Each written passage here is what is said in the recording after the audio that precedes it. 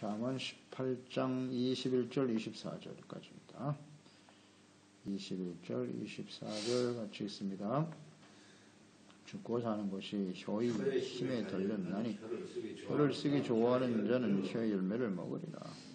아내를 얻는 자는 복을 얻고 여호와께 은총을 받는 자니라. 가난한 자는 간절한 말로 구하여도 부자는 엄한 말로 대답하느니라. 많은 친구를 얻는 자는 해를 당하게 되거니와 어떤 친구는 형제보다 친밀하니라. 아멘. 행복의 기초가 되는 지혜, 마음이 의롭고 진실하고 정직한 자, 그 마음속에 하나님과 그 말씀을 간직하고 살아가느냐, 지혜를 가지고 살아가는 사람들은 지혜로운 말과 행동으로 친구와 이웃에게 참된 만족과 기쁨과 생명을 주게 되지요. 그리고 가정의 행복을 누리게 되고 형제보다 친밀한 친구가 되어주는 그 지혜로운 마음과 말이 행복의 기초가 된다. 그것을 말씀을 통해 묵상하게 되네요. 21절 죽고 사는 것이 혀의 힘에 달렸다. 혀를 쓰기를 좋아하는 자는 혀의 열매를 먹게 된다. 혀를 어떻게 사용하느냐에 따라서 사람의 생사를 결정하게 된다. 혀의 영향력의 중대성, 생사니까요. 죽일 수도 있고 살릴 수도 있다. 혀를 쓰기를 좋아하는 자는 반드시 그 대가를 치르게 된다라는 말이겠죠. 이 말을 조심하라는 것인데, 선한 말을 사용하고 쓰면 생명을 얻게 될 것이 있고, 무익하고 악한 말을 계속 쓰기를 좋아하는 자는 그 열매가 사망으로 나타나겠죠. 그래서 영의 생각은 생명과 평안이고 육의 생각은 사망이라고 그랬거든요. 이 말이라고 하는 것이 그 마음과 생각에서 올라오는 것이니 성령의 인도하심을 따라 살아갈 때에 그런 말을 잘 사용해야 생명을 거두게 되겠죠. 그러니까 그 말에 따라서 반드시 그 열매를 거두는 것이 우리의 인생입니다. 이 말이 마음에서 나오는 것이기 때문에 지혜의 말씀을 간직한 자와 그렇지 않은 자, 그 차이가 굉장히 크겠죠.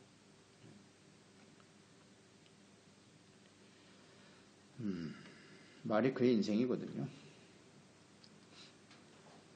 그 지혜로운 자가 되어져야죠. 하나님의 말씀을, 예수 그리스도를 우리 마음 중심에 모시고 지혜의 진리의 말씀을 쫓아 말하고 행동하는 사람이 되는 것, 이것이 영원한 생명으로 연결이 되는 거예요. 그래서 이 잠언서를 통해서 깨닫는 바잖아요. 지혜로운 사람은 어떤 특성을 가지고 살아가는가. 삶의 구체적인 모습은 말과 행동이잖아요. 말과 행동입니다. 그 근원은 마음이고요. 이게 본질 아닌가? 본질이죠, 이게.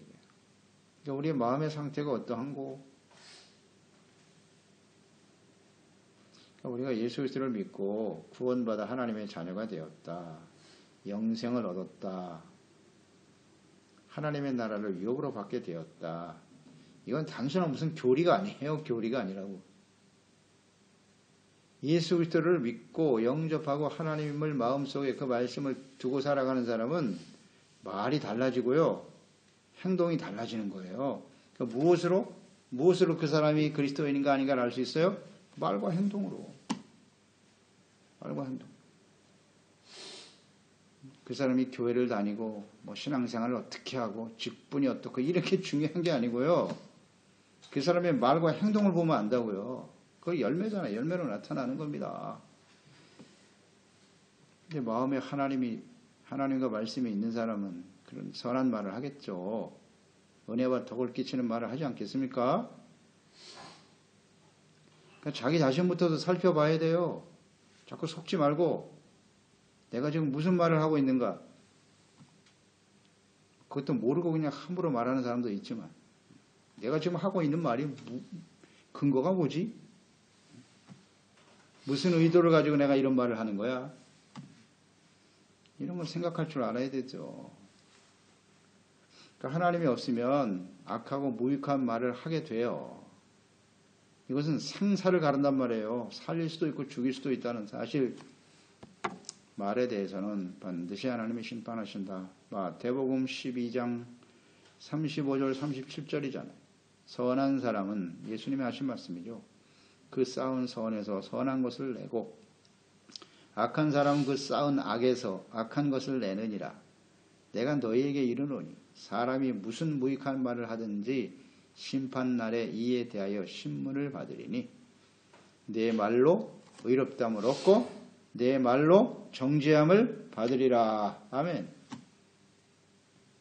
말로 의롭다함을 얻고 말로 정죄를 받는다.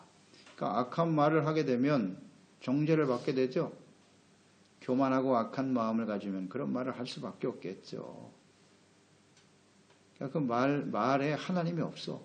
그냥 자기 생각만 있는 거야. 항상 자기 주장, 자기 생각, 내가 옳다고 여기는 것만 계속 말하고 있어. 의미 없습니다. 그런 게 무익한 말이에요. 무익한 말. 내가 옳고 내 뜻이 다 맞고 이런 게 교만이잖아요. 항상 하나님의 말씀이 나와야죠. 자, 우리의 생각은 그러하나 하나님의 말씀은 이렇지. 이렇게 항상 하나님의 말씀이 나와야 돼요. 어떠십니까, 여러분? 사람들과의 대화 속에서 항상 하나님의 말씀이 나오는가?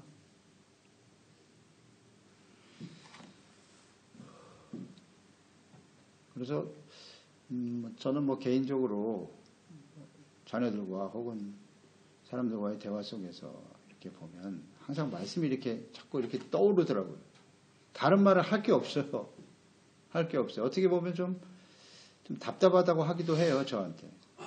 어떤 일에 대해서 상담을 하게 될 때, 그 상담을 할 때 무슨 말을 해줘야 될까 생각하면 말씀밖에는 할 게 없더라고요. 그래서 말씀을 적어서 보내줘요, 그냥. 말씀. 그러니까 인간의 말과 생각이라고 하는 것은 잠시 이렇게 좀 위로가 되는 것처럼 들려줄 수도 있겠죠. 그러나 그것이 그 사람에게 근본적인 해결이 되지 못한다는 것을 알기 때문에 항상 하나님 말씀을 적어서 보내게 돼요. 성경 말씀 몇 장 몇 절. 이것을 묵상해 봐요. 여기에 필요한 하나님의 말씀이 있을 거예요. 항상 그렇게 생각하게 되더라고요. 이런 항상 마음속에 이런 지혜를 가지고 살아가는 것이 맞아요. 우리 인생 살아봐서 알지 않습니까? 우리의 문제를 해결할 수 있는 분은 하나님밖에 없어요. 하나님 말씀만이 진리예요. 그러니까 우리가 어떤 말을 하느냐에 따라서 그게 의가 될 수도 있고 정죄도 될 수 있다는 얘기거든요. 그러니까 악한 말, 교만한 말, 이것은 하나님 앞에 정죄를 당하게 될 것이고요. 의롭다함을 얻는 말은 뭐겠어요? 회개하는 말이겠죠. 회개, 겸손한 말. 그러면 하나님께 용서받죠. 의롭다함 얻게 되겠죠. 구원과 영생 얻게 되겠죠. 우리가 무슨 말을 하고 있는지를 잘 보세요. 어떤 말이 의롭다함을 얻는 말인가? 나는 죄가 없어요. 완전해요. 바리새인들이죠. 정죄를 당해요. 겸손해야 되죠. 그래서 베드로전서 3장 9절로 11절에 보면 악을 악으로 욕을 욕으로 갚지 말고 도리어 복을 빌어라. 이를 위하여 너희가 부르심을 받았으니 이는 복을 이어받게 하려 하심이라. 그러므로 생명을 사랑하고 좋은 날 보기를 원하는 자는 혀를 금하여 나와 있잖아요. 생명을 사랑하고 좋은 날을 보기를 원하는 자는 혀를 금하여 악한 말을 그치고 그 입술로 거짓을 말하지 말고 악에서 떠나 선을 행하고 화평을 구하며 그것을 따르라. 생명을 사랑하는 자인가? 좋은 날 보기를 원하는 자, 하나님의 나라의 소망을 바라보고 살아가는 자인가? 그렇다면 혀를 금해야 돼요. 악한 말을, 교만한 말 하면 안 됩니다. 우리의 언어 생활에 대해서 우리가 얼마나 관심을 가지고 있나. 잠언서를 통해서 우리가 깨닫게 되는 거잖아요. 그냥 아무 생각 없이 말하는 거 정말 조심해야 된다. 말에 대한 중요함을 깊이 깨닫게 되지요. 생각해야 돼. 신중하게. 그 사람 말하는 거 보면 이 사람이 정말 생명을 사랑하고 하늘의 소망을 가지고 있는 사람이지. 보면 알겠죠? 선을 행하고 화평을 구하는 자가 되어야지요. 지혜로운 사람이에요. 자기도 살리고 남도 살리겠죠? 22절 아내를 얻는 자는 복을 여호와께 은총을 받는 자니라. 아내를 맞아 가정을 이루는 자는 복이 있다. 아내를 얻는 자니까 아내가 없는 사람은 복이 있는 것이 아니에요. 아내가 있어야 돼요.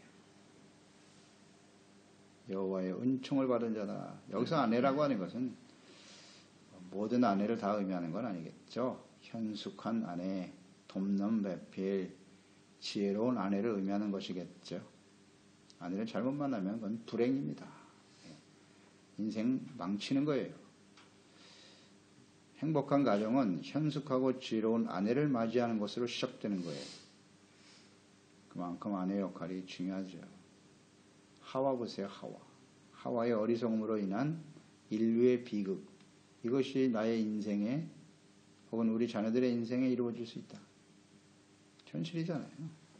현실이죠. 그러니까 남자는 지혜로운 아내를 만날 때 비로소 행복을 얻을 수 있게 되는 거예요. 그리고 온전한 자가 될 수 있어요. 돕는 배필, 아내를 얻는 자가 이게 복입니다. 그러니까 행복의 근원이 되는 거예요. 근원이 되는 거예요. 결혼이 얼마나 중요한지. 그러니까 이제 딸을 들인 경우에는 이렇게 현숙한 아내가 되도록 해야 하는 거예요. 그래서 행복한 가정을 이룰 수 있는 것, 이것이 복인데, 그러기 위해서는 지혜가 있어야 되거든요. 그렇지 않나요? 오늘 말씀 보시면 현숙하고 지혜로운 아내를 만나는 것이 여호와의 은총이다 이렇게 되어 있잖아요. 여호와께 은총을 받는 자다. 이 말씀은 이런 거겠죠. 현숙하고 지혜로운 아내를 얻는 것은 나의 선택이 아니라 하나님의 은혜라는 거예요. 그러니까 지혜로운 아내를 얻기 위해서 기준이 있을 거 아니에요. 나름대로. 그러니까 세속적인 기준 혹은 정욕과 이기심에 근거한 자신의 기준으로 선택하지 말고 겸손히 하나님의 말씀과 뜻에 따라 기준을 정하고 하나님께 구해야 합니다. 그런 뜻 아니에요? 아내는 내가 결정한다고 생각하잖아요. 내가 선택하고 내 나름대로 기준을 정해서. 사람들은 다 이렇게 아내를 선택하고 가정을 이루죠. 불완전하죠. 반드시 깨지게 돼 있어요. 그거 안 깨지면 정말 그게 기적인 것 같아요. 하나님 없이 가정을 끝까지 지켜간다는 건 쉽지 않아요. 어쩔 수 없이 사랑하는 사람도 많겠으나. 그러니까 사람들은 원래 이기적이거든요. 다 정욕으로 접근을 하기 때문에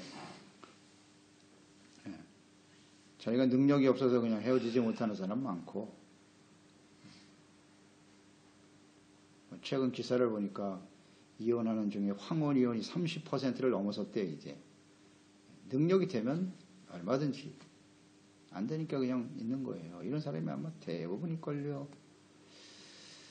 이 잘못된 자신의 기준으로 아내를 선택한단 말이에요. 이건 여호와께 받은 은총이 아니에요. 하나님께 구하고 하나님께 받아야 되는 거예요. 기준을 하나님의 말씀에 근거한. 너무나 중요한 진리인데. 기준을 잘 정해줘야 돼요. 어떤 아내를 얻어야 되는지, 어떤 가정을 이루어야 하는지. 성경에 보면 이 아내, 지혜로운 아내를 하나님의 은총으로 받은 사람 많이 나오죠. 아브라함의 아들 이삭. 아내를 구할 때 창세기 24장 37절 38절에 보면 나의 주인이 나에게 맹세하여 이르되 엘리셀에게 명을 내렸죠. 너는 내 아들을 위하여 내가 사는 땅 가나안 족속의 딸들 중에서 아내를 택하지 말고 내 아버지 집 내 족속에게로 가서 내 아들을 위하여 아내를 택하라. 예, 그 명령에 따라서 리브가를 데리고 오잖아요. 가나안 족속 우상 숭배하는 사람들 데려오지 말고 아버지 집에서 하나님을 경외하는. 그래서 리브가를 아내로 얻게 되죠. 이삭은 또 그대로 순종했고요. 순종했고 하나님의 말씀에 순종한 결과 리브가를 통해서 에서가 아닌 야곱으로 이어지죠. 에서와 야곱을 잉태하게 되었는데 리브가에게 하나님 말씀하셨어요. 큰 자가 작은 자를 섬기게 될 것이고 두 민족이 일어나는데 야곱을 하나님이 선택하셨다는 걸 말씀하셨다고요. 근데 그 말씀을 이삭과 함께 나눴을까요? 안 나눴을까요? 당연히 나눴겠죠. 근데 이삭은 여전히 에서를 사랑해. 남자답잖아요. 칼을 잘 쓰고 힘이 있고 말이죠. 에서를 좋아했어. 근데 리브가는 야곱을 사랑했다. 왜? 하나님의 말씀에 순종했지 않습니까? 그러니까 만약에 리브가가 지혜롭지 못했다면 아마 에서에게 이삭은 그대로 그 축복을 이어줬을 거예요. 어떻게 됐을까요? 생각만 해도 아찔합니다. 그러니까 이런 지혜로운 아내를 구하는 게 참 소중하죠. 이게 하나님의 은총이에요. 그래서 비록 방법은 좀 옳지 못했지라도 하나님의 뜻을 이어가는 일에 쓰임받았던 리브가 지혜로운 아내입니다. 그래서 하나님의 은총을 받았잖아요. 야곱으로 이어지고 야곱의 12아들이 이스라엘의 기초가 되더라. 이런 겁니다. 그래서 하나님의 언약의 축복이 계승되도록 하였다. 이런 게 지혜로운 여호와께 은총을 얻은 아내가 아닐까요? 좋은 가문의 부와 영광을 가진 그런 가문의 아내? 글쎄 그게 행복일까요? 사람들이 이걸 몰라요. 가장 소중한 지혜를 몰라. 살아보면 알겠죠. 살아보면 알게 됩니다. 그래도 지혜를 얻지 못하는 게 안타까운 일이죠. 그냥 내버려 두면 안 돼요. 우리가 인생을 살았기 때문에 우리 젊은 청년 자녀들은 그걸 잘 몰라요. 그냥 가르쳐야죠. 분명하게 어떻게 아내를 선택해야 되는지 그냥 내버려 두면 안 됩니다. 가르쳐야 돼요. 제발. 간곡한 말로. 같이 함께 서로 다른 사람이 만나서 가정을 이루어 살아간다는 게 얼마나 위기입니까? 그걸 서로 다름을 극복하기란 쉽지 않습니다. 쉽지 않아요. 무엇으로 이기겠습니까, 그걸? 하나님을 경외하고 하나님의 말씀 앞에서 그걸 정리해 나가야만 가능하지. 23절 가난한 자는 간절한 말로 구하여도 부자는 엄한 말로 대답한다. 가난한 자는 간절한 말로 자비를 구할 수밖에 없다. 힘이 없어요. 부자는 아주 엄한 말로 대답하게 된다. 즉 가난한 자의 연약함, 비참함, 부자의 냉혹함과 교만함, 이러한 모습은 모든 시대의 사람들에게 나타나는 거예요. 특히 돈이 세상을 다스리는 이 시대는 더욱 극명하게 나타나죠. 부자의 갑질, 을의 눈물, 흔하게 듣는 말 아닙니까? 그래서 진리라는 거예요. 하나님 말씀은 그래서 진리인 거예요. 그러니까 성도로 부름받은 하나님의 지혜를 얻은 자들은 부자일 수도 있고 가난한 자일 수도 있어요. 그렇죠? 그럼 어떤 사람이 지혜로운 사람인가? 그 지혜로운 부자는 교만하거나 냉혹하고 몰인정해서는 안 되죠. 재물의 주인이 하나님이심을 알고 겸손해야죠. 그러니까 재물이 자기 것이라고 생각하니까 교만한 거지. 이게 하나님의 것이다. 나는 만탁 관리하는 청지기일 뿐이고. 그래서 가난한 자를 불쌍히 여겨야죠. 도와주는 것이 곧 지혜로운 자요. 복을 추구하는 자, 생명을 사랑하는 자이겠죠. 또 우리가 가난할 수도 있는데 가난하다고 해서 비굴하게 죄와 불의에 무릎을 꿇는 자가 되어서는 안 되겠죠. 정직한 자와 의로운 자와 함께 하시는 하나님, 전능하신 하나님께 대한 절대적인 신뢰와 믿음을 가지고 의지하며 살아가야겠죠. 둘 중에 하나겠죠. 나는 가난한 자이거나 부자이거나. 그런데 어떤 모습으로 살아가고 있는가? 그게 지혜로운 사람인지 어리석은 사람인지를 알 수 있겠죠. 이런 갑질을 해서는 안 되죠. 하나님의 사람이 그리스도인들이 이런 일을 하면 되나? 그건 악한 자와 똑같아요. 다르지 않아요. 24절 많은 친구를 얻는 자는 해를 당하게 되거니와 어떤 친구는 형제보다 친밀하다. 친구가 많다고 해서 다 좋은 건 아니에요. 친구를 많이 사귀는 사람들도 있지요. 근데 그 친구로 인해서 해를 당하게 돼요. 반드시 해를 당합니다. 친구라고 하는 것이 가까이 지내는 사람들인데, 근데 그 가까이 지내는 사람들이 대부분 다 이해관계거든요. 다다익선이라고 생각하는데 친구도 가려서 사귀어야 돼요. 하나님을 경외하고 지혜를 가진 사람을 가까이 해야지 그냥 뭐 많은 사람들을 끌어들인다고 해서 하나님이 없는 사람은 다 이해관계입니다. 자신의 이익을 위해서는요, 그 가까이 지냄으로써 얻어내는 어떤 정보, 그 사람의 어떤 잘못된 허물 이런 것들을 이용해서 자신의 이익을 추구하려 한다고. 그러니까 해를 당하게 되죠. 너무 당연한 일이죠. 그 사람들이 영원히 나를 지켜준다고요? 그렇지 않아요. 그렇지 않습니다. 그래서 다 가까운 사람들을 통해서 해를 당하지 않습니까? 악한 자는 다 그래요. 그래서 친구도 진실한 친구를 사귀어야 된다. 형제보다 친밀한 친구, 이런 친구가 있나? 이 우정도 사랑이거든요. 우정.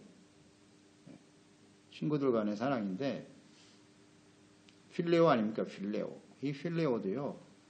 이거 변합니다. 반드시 변하는데 이 사랑이 계속 유지되기 위해서는 아가페, 주님의 사랑 안에 있을 때만 가능해요. 그러니까 하나님을 경외할 때 이것이 유지가 되는 거죠. 부부간의 사랑도 그렇고 그게 어떻게 계속 유지될 것이라고 믿습니까? 어리석은 사람들이죠. 에로스, 필레오 절대 오래가지 않아요. 다 변해요. 엔 그리스도 주님 안에 있을 때만 가능하죠. 그러니까 하나님의 사랑이 계속 부어지는. 그러니까 지혜로운 자와 함께 교제해야 돼요. 내가 어떤 사람을 친구로 사귈 것인가? 내가 어떤 친구가 되어줄 것인가? 시편 119편 63절 말씀이죠. 나는 주를 경외하는 모든 자들과 주의 법도를 지키는 자들의 친구라 그랬어요. 놀라운 고백입니다. 나는 어떤 사람을 친구로 대하려고 하는가? 나는 어떤 친구입니까? 사람들에게 주를 경외하는 모든 자들과 주의 법도를 지키는 자들의 친구가 되어줘. 그런 사람들을 가까이 두는 이런 사람이 바로 복이에요. 형제보다 친밀한 주님의 사랑 안에서 그런 부부가 되어줘야죠. 부부가 되어주고 부부는 뭐 오래 사는 것 같아도 헤어지면 남이죠. 남보다도 못하다 그랬잖아요. 친구가 되어줘 하나님을 경외하는 친구가 되어주는 아름다운 관계로 이게 행복의 기초죠. 이게 바로 지혜입니다. 지혜를 가지고 주신 은혜와 복을 누리며 사는 지혜로운 종들이 되어야 하겠습니다. 기도하겠습니다. 하나님 아버지, 오늘도 주님의 말씀을 통해서 지혜를 깨닫게 해주셨는데요. 지혜가 바로 행복의 기초죠. 하나님을 경외하고 주님의 말씀을 가까이 하고 이것이 우리 마음 중심에 있는 사람들은 선한 말, 은혜로운 말, 덕을 끼치는 말을 사용함으로써 자기 자신뿐만 아니라 많은 사람들을 살릴 수가 있어요. 악한 말을 하면 사망으로 이끌어가게 하는 거예요. 육에 속한 말을 하면 안 돼요. 항상 하나님이 진리의 말씀에 근거한 말을 하며 살아가는 저희들이 되어야 되겠고요. 행복한 가정의 행복의 기초예요. 좋은 남편, 지혜로운 남편과 아내가 되어지는 일 얼마나 소중한지요. 이것이 하나님이 주시는 은총이요 복이라는 것을 확신하게 하시고 또 하나님 앞에 늘 겸손한 자세로 가난하고 어려운 이웃들 하나님의 재물의 주인이 하나님이심을 인정하고 함께 나누는 저희들이 되게 하여 주시고 그리스도 안에서 지혜를 얻은 하나님을 경외하는 좋은 친구들 서로가 되어주고 또 예수 그리스도와 함께 또 주님이 우리가 나의 말씀을 지켜 행하는 자가 나의 친구 된다 하셨지 않습니까? 주님과의 온전한 교제를 통해서 이제 하나님이 주시는 은혜와 축복을 누리며 살아가며 증거하는 삶이 되게 하소서. 예수님의 이름으로 기도드리옵나이다. 아멘. 잠언 18장 21절 24절